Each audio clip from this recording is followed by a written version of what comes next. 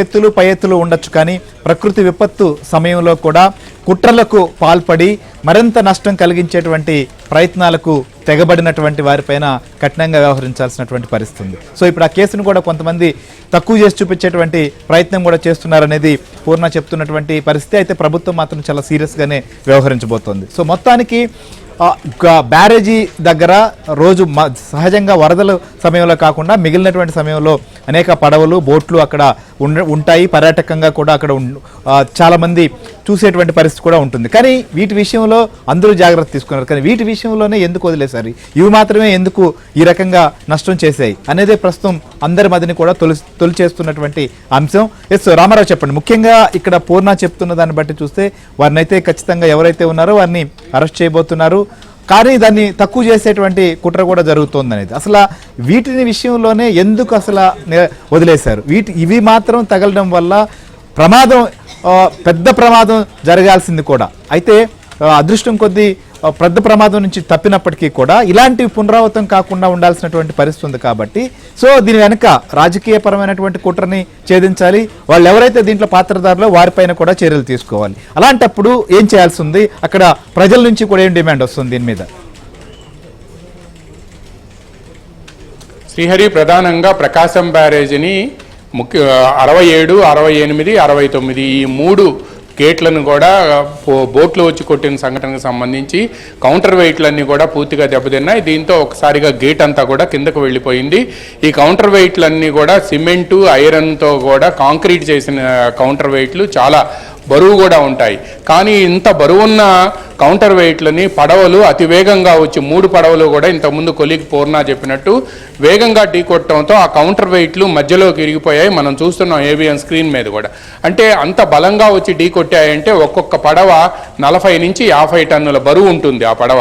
అంటే ఇవన్నీ కూడా నదిలో నుంచి ఇసుకను ఒడ్డుకు తీసుకొచ్చే పడవలు 40 నుంచి 50 టన్నుల బరువు ఉంటుంది. ఈ పడవలన్నిటికి కూడా అతి తెలివిగా గత 5 సంవత్సరాలుగా మా బాపట్ల మాజీ ఎంపీ నందిగం సురేష్ ఈ పడవలన్నింటినీ కూడా మెయింటైన్ చేస్తున్నాడని చెప్పి ప్రచారం జరుగుతుంది. ఇప్పుడు పోలీసులు ఆ దిశగా కూడా దర్యాప్తు జరుపుతున్నారు. పైగా దీంట్లో రామ్మోహన్ కూడా తలసిల్ల రఘురాం మేనల్లుడు అని చెప్తూ ఉన్నారు. ఈ బోట్లు తనకు అధీనంలో లేవని తాను అద్దెకిచ్చాను అని చెబుతున్నప్పటికీ కూడా ఉషాద్రి కూడా దీనికి సంబంధించి నోరు మెదపట్లేదు అని చెప్తున్నారు. ముఖ్యంగా ఇవి ఎప్పుడు కూడా ఉద్దండరాయనపాలెం వైపు ఉంటాయి, కానీ వాటిని ఇప్పుడు ఇబ్రహీంపట్నం వైపుకు వచ్చాయి. ఇప్పుడు ఇబ్రహీంపట్నం వైపుకు ఎందుకు వచ్చాయి ఆ 3 బోట్లు? పైగా ఇంతకుముందు కొలీగ్ పూర్ణ చెప్పినట్టు అక్కడ గొల్లపూడిలో కానీ లేకపోతే ఫెర్రీలో కానీ ఈ వైపు అంతా కూడా బోట్లన్నీ అక్కడే ఉన్నాయి. కానీ ఈ 3 బోట్లు ఒకే గొలుసుతో కట్టి నైలాన్ తాడు అంటే ప్లాస్టిక్ తాడుతో ఎలా కడతారు? ఇంత 11,47,000 క్యూసెక్కులు వరద వస్తుంటే వీటిల్ని ప్లాస్టిక్ తాడుతో కట్టి అక్కడికి పెట్టడం ఏమిటి? ఈ 3 బోట్లకి ఇనుప చైన్ కట్టేస్తే ఆ 3 బోట్లు వచ్చి బ్యారేజీని శ్రీహరి మీరు చెప్పినట్టు కేవలం కౌంటర్ వెయిట్లను మాత్రమే వచ్చి ఢీ కొట్టాయి. ఎందుకంటే గేట్ కిందకి దిగిన తర్వాత కౌంటర్ వెయిట్లు పైకి లెగుస్తూ ఉంటాయి, అందువలన కౌంటర్ వెయిట్లను కొట్టాయి. కానీ అలా కాకుండా బ్యారేజ్ పిల్లర్లను కొట్టి ఉన్నట్టయితే ఇంకా పెద్ద ప్రమాదం జరిగి ఉండేది, బ్యారేజీకి భారీ నష్టం జరిగి ఉండేది అని చెప్తున్నారు. ఈ 3 గేట్లకు కూడా వైసీపీ రంగులు వేస్తున్నాయి. అంటే గత 5 సంవత్సరాల కాలంగా ఇసుక అక్రమ రవాణాకు సంబంధించి ఎవరూ ప్రశ్నించకుండా ఈ 3 బోట్లకి కూడా వైసీపీ రంగులు వేశారు అనేది కూడా పోలీసుల దర్యాప్తులో తేలింది. అందువల్లనే ఈ మొత్తం వ్యవహారంపై ఇది ఉద్దేశపూర్వకంగా చేశారా లేకపోతే ప్రమాదవశాత్తు జరిగిందా అనేది తేల్చాలి అంటే మాత్రం లోతైన దర్యాప్తు జరపాల్సిందే అని ప్రభుత్వం భావిస్తుండటంతో అనేక అనుమానాలు కూడా ప్రజల నుంచి వ్యక్తమవుతుండటంతో ఇరిగేషన్ అధికారులు కంప్లైంట్ ఇచ్చారు. ఆ కంప్లైంట్ మీద కేసు రిజిస్టర్ చేశారు. ఈ కేసులో సింపుల్ సెక్షన్లు పెట్టడంపై కూడా పోలీసుల మీద తీవ్రమైన విమర్శలు వస్తున్నాయి.